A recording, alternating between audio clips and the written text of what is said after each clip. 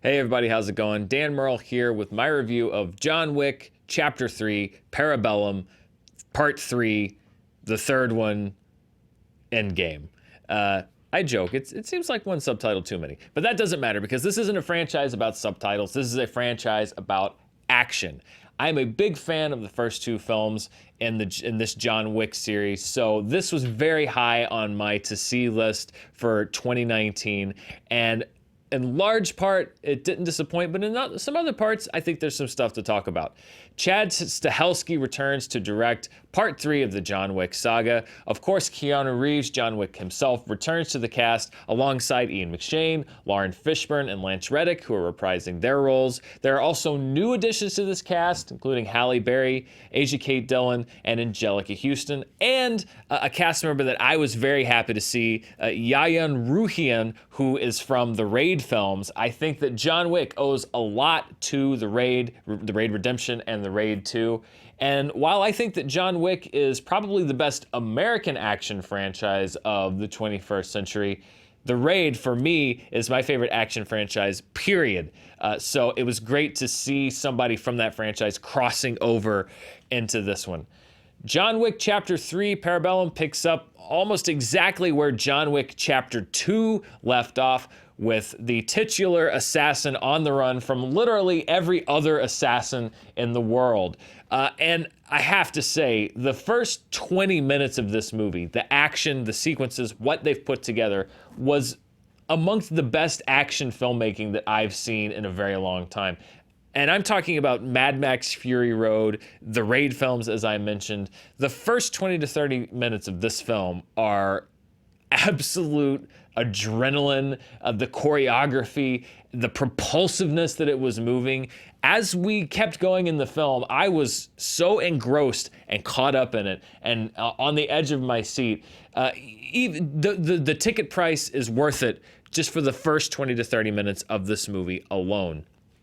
It's when John Wick Chapter 3 turns to other parts of what they try to do that it didn't quite work as well for me. As I mentioned, this picks up right where the second film ended, which is basically John Wick being excommunicated and fair game for every assassin in the world. And the thing that John Wick Chapter 2 introduced to the franchise that I was pretty much okay with is this overall world-building mythology. In the first one, we met the Continental. We knew that there was an Assassin's Guild, an Assassin's League. We knew that Ian McShane had a role in that league. Then in the second one, we learned a little bit more about markers and the high table and the organizations behind everything and what all of this means and being excommunicated. It complicated things a little bit, but not too much. John Wick Chapter 3 delves even deeper into this assassin world, and I think in large part your appreciation and enjoyment of the film will be tied to how much more about this world do you want to know. For me, a lot of times the world building meant that the storytelling came second, and this is some of where my difficulties with the film were. Like I said, the action and the filmmaking is incredible. It's the storytelling that I felt was a little bit more lacking in this third part. When you look at the first John Wick movie, one of the beauties of it is its simplicity. Bad guys kill dog. John Wick kills bad guys. It is a bullet shot out of a gun from one moment to the last moment. John Wick Chapter 2, I thought was intriguing as you go further into this world and further into the world of assassins, what everything means.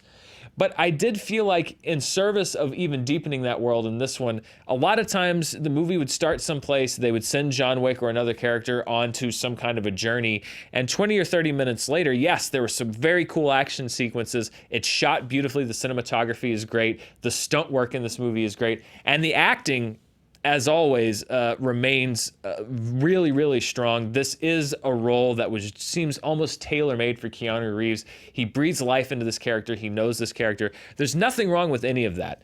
But I did feel like sometimes John Wick would be sent out to do something. We'd have some cool action sequences, 20 or 30 minutes worth. But when it was over, we would just come full circle back to where we had started 20 or 30 minutes before, really in service of just introducing all of these new things, but without the story leading it to anywhere in a really meaningful way.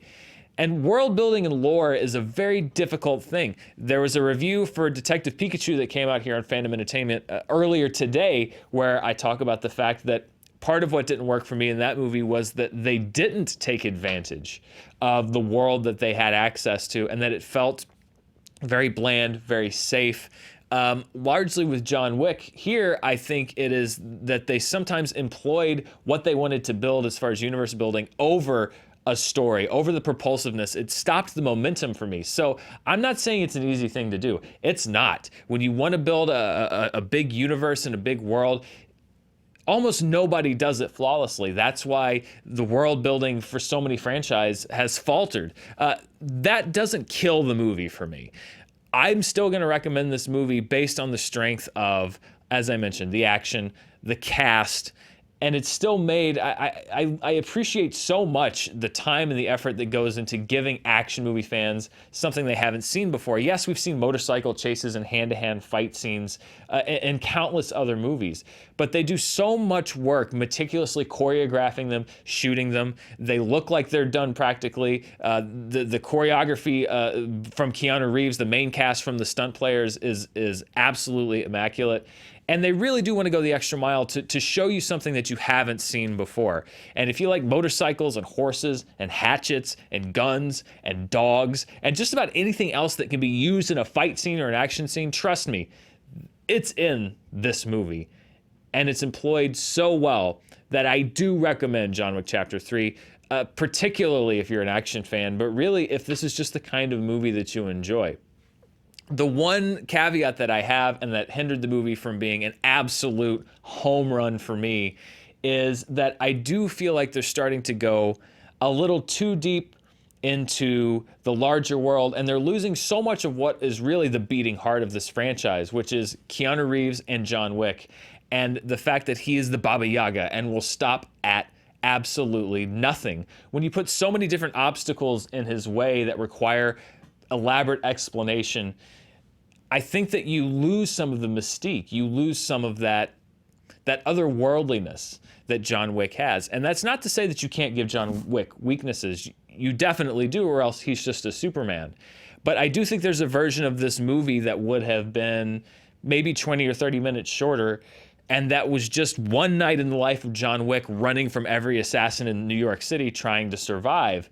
That might have been more effective than this movie. I will say, without going into too many spoilers, that if you're looking for a definitive ending, or if you're looking for perhaps the last John Wick movie, I don't necessarily know if that's what you're going to get. That was another part of when I'm looking at the movie as a whole, is as they continue to build out and develop, I'm starting to wonder exactly how they're going to keep growing this franchise without making John Wick an unkillable Superman, or without figuring out how to grow this franchise beyond just one person. Because as the movie grows and as the world grows, you have to invent new ways to challenge your characters. You have to invent new ways to challenge the audience. The action in John Wick Chapter 3 is as spectacular as ever, but I do think that John Wick is showing signs of fatigue, both as a character and as a franchise. So my overall verdict on John Wick Chapter 3, Parabellum, is yes, it is a recommendation. I did enjoy the film. It's not an unreserved recommendation. I do feel like there are some elements starting to creep in that are showing that they might be having trouble figuring out exactly what to do in these movies or how to put stuff in John Wick's way. But the execution, no pun intended, remains incredible. And the John Wick series is, I think, essential viewing for anyone that wants to have the full scope of action filmmaking in the 21st century. Well, that's my review for John Wick Chapter 3, Parabellum. Did you see the movie? It comes out next Friday. Let us know when you see it. What'd you think in the comments below? And as always, thanks for watching here on Fandom Entertainment. Till next time, I'm Dan Murrell. See you soon.